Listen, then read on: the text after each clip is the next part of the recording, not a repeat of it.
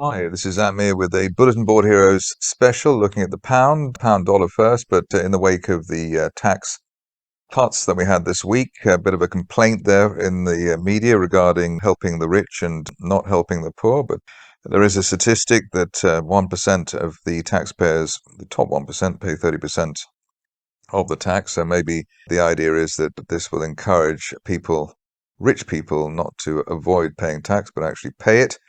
The other point, as the good Chancellor, the new Chancellor, said today, is that raising taxes is certainly not a way of making growth happen. Perhaps reducing them would be.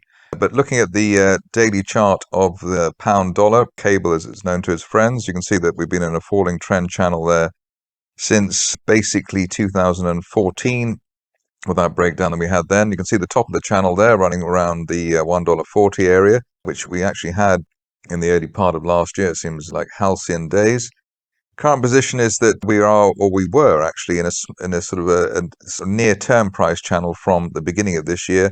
For that channel at $1.10, and I suppose you could argue that if it hadn't been for the tax cuts news, then this market might have bounced off the floor of that channel and headed back towards the 115 or 116 area, a bit like we had, let's say, in July or back in May. But the overall trend here, certainly on the downside, since that failure in March at the 50-day moving average, and then ever since, any peaks through the 50-day line, such as we had at the beginning of last month, have been opportunities to go short. I suppose if you look back at the political agenda, we had tax cuts flagged from that time, the early part of August during the campaign.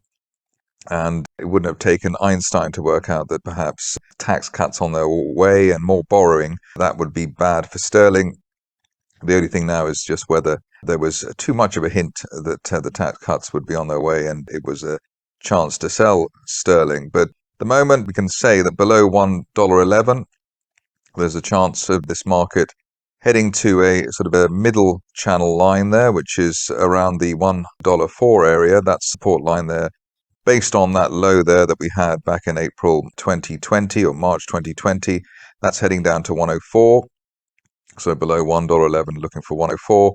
The overall trend, though, and that's in a way the support line that fits the best, running through that 2016 low, would be for a target towards the 96 cents area, which obviously would be quite an event. We haven't been in this sort of territory since back in 1985, when we headed back toward parity at that stage. I think the low there around 102, 103, something like that, 103 perhaps.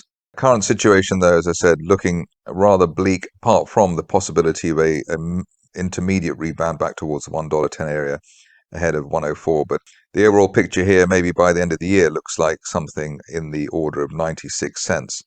What could cause a little bit of a rebound is the way that the RSI now at 17 or 18 is about as low as it's ever been.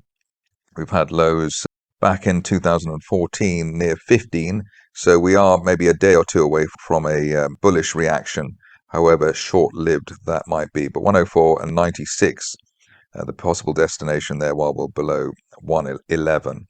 Moving on to euro pound, which it's quite obvious that it would mirror the carnage that we're seeing against the dollar. Here we had a trend line break. That trend line there from back in 2020, so breaking that trend line there around the 87 pence area, and we've made a couple of pence progress since then. Overall pattern here is of a rising trend channel, which has been in place since 2015, so I suppose mirroring the pain that we're seeing on the cable chart. Top of that channel heading for 102. And again, the idea of parity, a horrible one. We've been near to those sorts of situations before, but it's never quite been able to go through the psychological barrier, which I suppose is good for the pound in some ways. And initial target here up toward the 2020 peak, around 94 pence, perhaps over the next month or two, maybe sometime in November would be the time frame at the current rate of progress.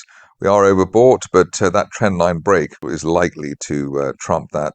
But above 87 pence, looks like the breakout will continue for sterling.